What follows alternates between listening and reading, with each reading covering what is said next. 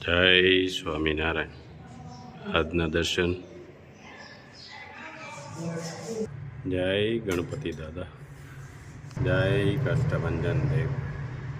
Good morning, જય સ્વામિનારાયણ, જય સિયારામ, જય શ્રી કૃષ્ણ, જય માતાજી, ઓમ નમઃ શિવાય, સત્યમે જય સિદ્ધેશ્વર મહાદેવની જય. આજે ચૈત્ર મહિનાનું પહેલું નોરતું. તો પહેલા નોરતાના દિવસે કે મારા યુટ્યુબ પરિવારને માતાજી સુખ, શાંતિ અને સમૃદ્ધિ આપે અને ખૂબ આગળ વધારે એવી મારી માતાજીના શરણોમાં પ્રાર્થના. જય માતાજી. સ્વામિનારાયણ. અમારી શાળામાં 28/2/2025 રોજ વિજ્ઞાન મેળો યોજાયેલ હતો. તેમાં મારી કૃતિનું નામ એટીએમ મશીન હતું. તેમાંથી મને સર્ટિફિકેટ મળેલ છે. પસંદગી થઈ હા. એટીએમ મશીનની. સરસ. 2 કિલો પોપ. લીલવણી એકદમ ગ્રીન.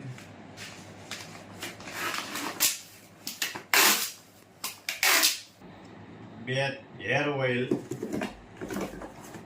એક શેમ્પુ,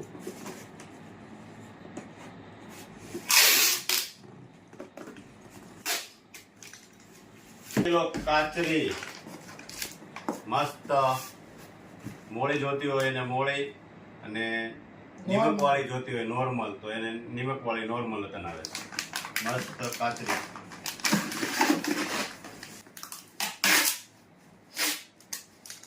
બોમ્બે થી એક બેનનું રિવ્યુ આવ્યું છે. આપણે અહીંયાથી સાબુ લીધો તો બેનને સાબુ વાપર્યો અને એને એના રિલેટિવ હતું કે મગાવ્યો હતો. બધાએ ટ્રાય પૂરતો એક પીસ મગાવ્યો હતો. એનું બહુ સરસ રિવ્યુ આવ્યું છે. કામ પતી જાય પછી આપણે રિવ્યુ એને સંભળાવીએ. લીટર શેમ્પુ, શેમ્પુ, એક હેર ઓઇલ, હેર ઓઇલ,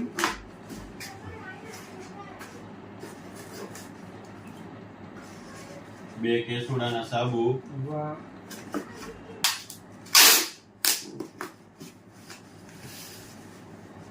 એક કિલો પોપ,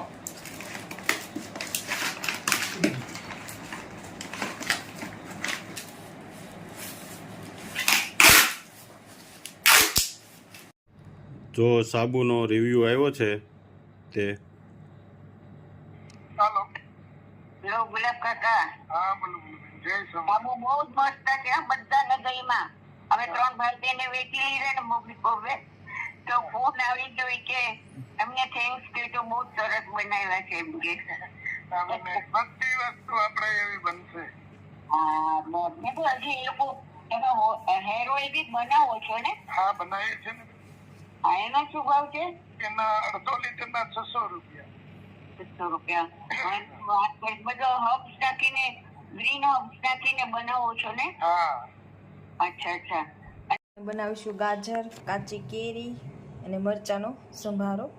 જો આવી રીતે ખમણી નાખ્યું છે ગાજર, અને કાચી કેરી પણ ખમણી નાખીશ ભેગી. એનો બનાવી સંભારો. પછી રીંગણા, વાલ અને બટાકાનું શાક બનાવવાનું છે. મસાલો રેડી થાય એટલે એનો વઘાર કરીશું આપણે. સરસ મજાની દાળ ઉકળી રહી છે. હવે એનો પણ વઘાર હજુ બાકી છે. શાકનો મસાલો રેડી થઈ ગયો છે. ધાણા, જીરું, હળદર, મીઠું, ચટણી, લીલા ધાણા, તેલ, ચણાનો લોટ ને સિંગનો ભૂકો મસાલો બનાવવાનો છે. મસાલો જો મિક્સ કરી દીધો છે. હવે આપણે એને વઘાર કરીશું, પછી એને નાખીશું. સરસ મજાનો મસાલો તૈયાર થઈ ગયો છે. અહીંયા ટમેટા કાપીને પણ રેડી કરી દીધા છે. લીમડો અને ટમેટાનો વઘાર કરીશું. વઘાર થઈ ગયો છે. હવે આપણે ટમેટા એડ કરીશું.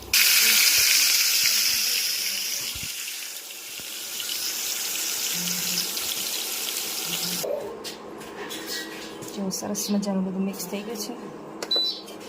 હવે આપણે મસાલો ઉપરથી નાખીશું. આવી રીતે ઉપરથી મસાલો એડ કરીએ એટલે નીચે તળીએ બેસે નહીં. સિંગનો ભૂકો ને ચણાનો લોટ હોય. તળીએ બેસે નહીં તો સંભારા માટે તેલ મૂકી દીધું છે. હવે આપણે એનો વઘાર કરીશું. આપણે ખાલી જીરાથી જ વઘાર કરવાનું.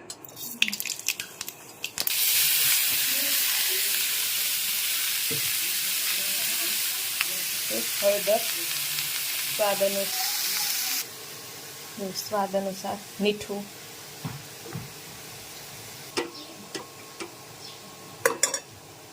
હવે આપણે એને થોડી વાર માટે ચડવા દઈશું. જો સંભારો ચડીને રેડી થઈ ગયો છે આપણો. સરસ મજાનું શાક તૈયાર થઈ ગયું છે.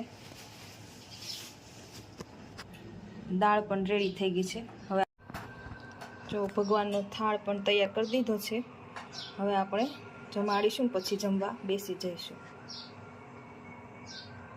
દાળ, ભાત, શાક, રોટલી, સંભારો અને ફરફર છે.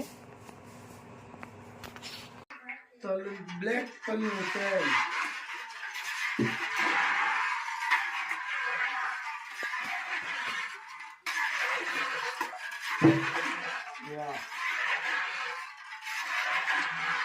ખાતરી બંધ આપણે લાવીએ છીએ કે ખાતરી બંધ વસ્તુ જ આપણે પીલાવેલું તલનું તેલ એ જ આપણે ઉકાળવામાં વાપરીએ છીએ બધું. અને ઔષધિથી ભરપૂર, એમાં કઈ ઘટે જ નહીં. જોઈ લો.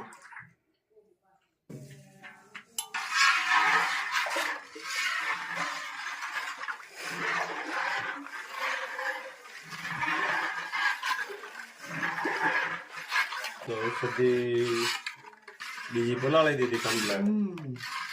હવે પછી કાલ નાખવાનું. આખી રાત પલ્લી જાય. ઔષધિ પલાળે 2 તપેલા પલાળીશ. રેડી ને નીલુભાઈ?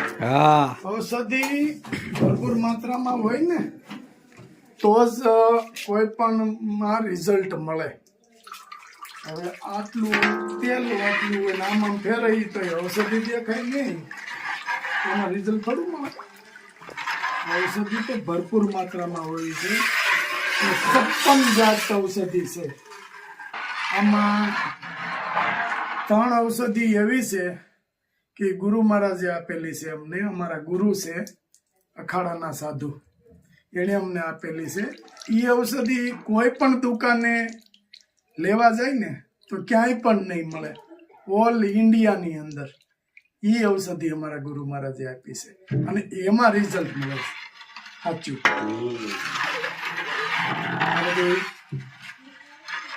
જે ઔષધિ ગુરુ મહારાજે આપી છે ને એ ડિપેન્ડ પાડે છે.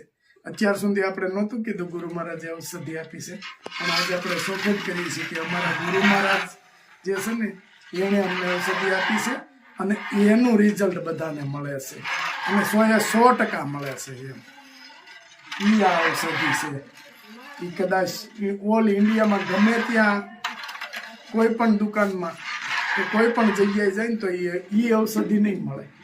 બાકી બધું તો મળી જાય. ઔષધિ નામે તો ઘણું બધું આમાં નખાય છે. આ ઔષધિ તો તમને દુનિયાભરમાં ક્યાંય ન મળે. એ તો જે ઔષધિ ઓળખતા હોય એનું કામ હોય. અને ગુરુ મહારાજ એમ લાગત બધાને આપી નથી દેતા.